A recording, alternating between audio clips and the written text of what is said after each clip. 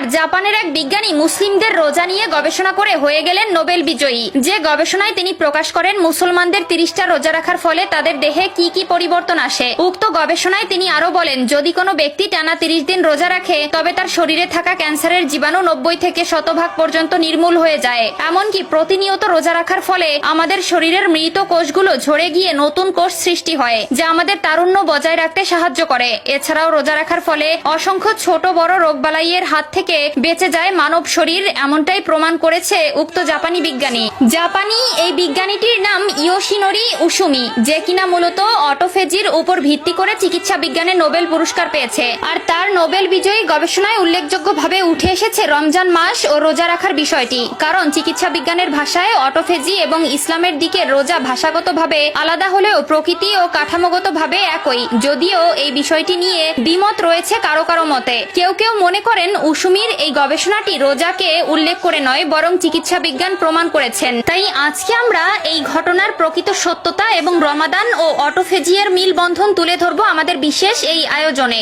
শুধু ইসলামিক দিক থেকে নয়, চিকিৎসা বিজ্ঞানেও রোজায় রয়েছে অনেক গুরুত্ব, যা প্রমাণ পেয়েছে নানা গবেষণায়। ভূগোল ধরে বহু বিজ্ঞানী গবেষণা করেছেন রোজা রাখা নিয়ে, খুঁটিয়ে দেখেছেন রমাদানের গুরুত্ব ও কার্যকারিতা সম্পর্কে। এসব গবেষণার পর ইসলামের এই স্তম্ভের ব্যাপারে প্রশংসা করেছেন সবাই।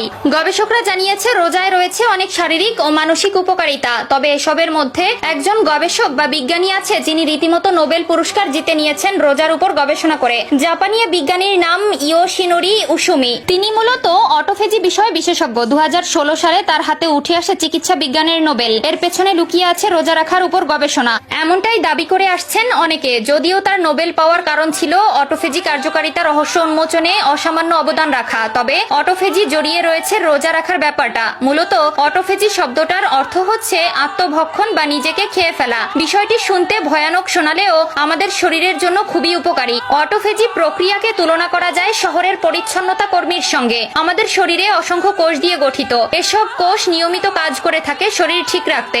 কোনো কোষে আবর্জনা তৈরি হলে অর্থাৎ নিষ্ক্রিয় হয়ে উঠলে তা ঠিক করে ফেলে অটোফেজি প্রক্রিয়ার মাধ্যমে। আমরা যদি সারাদিনে খেতে থাকি তবে এই অটোফেজি কোষগুলো ঠিকভাবে কাজ করতে পারে না। যেখানে দীর্ঘ সময় না খেয়ে কাটালে কোষগুলো অটোফেজি যথেষ্ট সময় পায় এবং শরীর সুস্থ রাখে, ক্যান্সার প্রতিরোধ করে। এটা ব্যাপকভাবে কাজে আসে বলেও জানা যায়। জাপানিজ বিজ্ঞানীরা এই দীর্ঘ সময় না খেয়ে থাকার তথ্যটাই তার নোবেল পাওয়ার কারণ হয়ে দাঁড়ায়। আর আমাদের সাথে তথ্যটি সমান্তরাল। রোজা রাখার ফলে দীর্ঘ সময় অনাহারে কাটাতে হয়। বলতে গেলে ইসলামে যেটা রোজা রাখা সেটা চিকিৎসা বিজ্ঞানে অটোফেজি। এ কারণেই অনেকে রোজা রাখার উপরে গবেষণা করে রোজা রাখার ব্যাপারটা আবিষ্কার করেন। যদিও উসুমি রোজা নিয়ে এমন মন্তব্য বা গবেষণা করেন নাই বলেই জানা যায়।